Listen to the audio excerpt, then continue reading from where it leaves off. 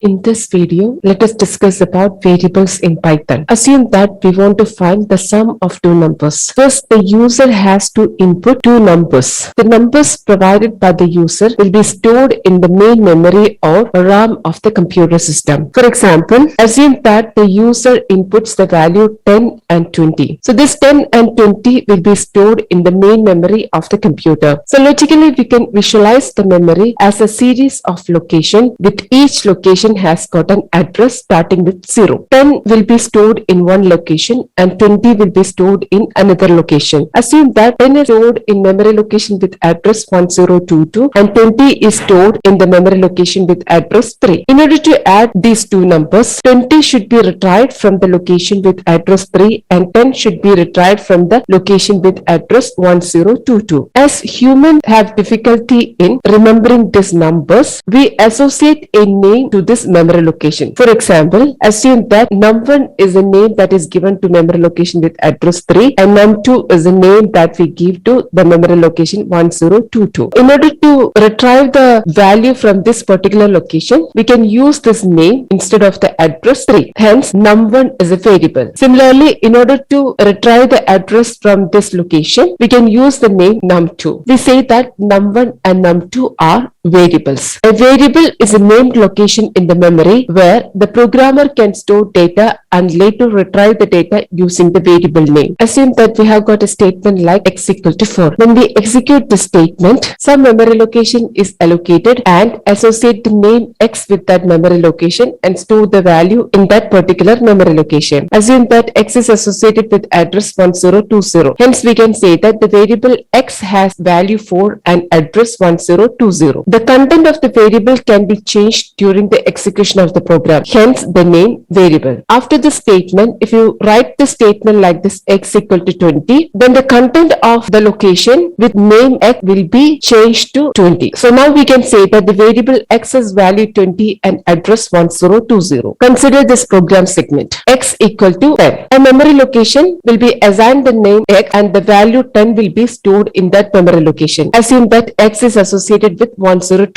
Hence, 10 will be stored in that particular memory location. The next statement is y equal to 20. Another memory location will be associated with the name y and 20 will be stored in that memory location. For example, assume that y is associated with memory location with address 1. So 20 will be stored in that memory location. Sum equal to x plus y. The content of x and y will be retrieved and the content is added and the sum will be stored with another memory location and associate that memory location with the name sum. For example, assume that sum is associated with 1022. Hence, 20 plus 10, 30 will be stored in that memory location. Next statement is print sum. Retrieve the content of the memory location with name sum and print that result on the screen. Hence, the content of 1022 will be retrieved. That is 30 will be retrieved and 30 will be printed on the screen. Hence, we can say that x is a variable, y is another variable and sum is also a variable. Since variable name is an identifier, the rules associated with identifiers are also applicable to variable names. Variables must consist of only letters, digits and underscore with no white space in between. For example, amount, it is a valid variable name. Roll underscore number, it is also valid variable name since underscore is allowed inside a variable name. Sum underscore of underscore 3 numbers is also a valid variable name since it consists of only letters, underscore and digit. Total space sum, it is an invalid variable name as white space is not allowed in a variable name. Variables must always begin with either a letter or an underscore. Hence, 3 underscore factorial, it is an invalid variable name as it starts with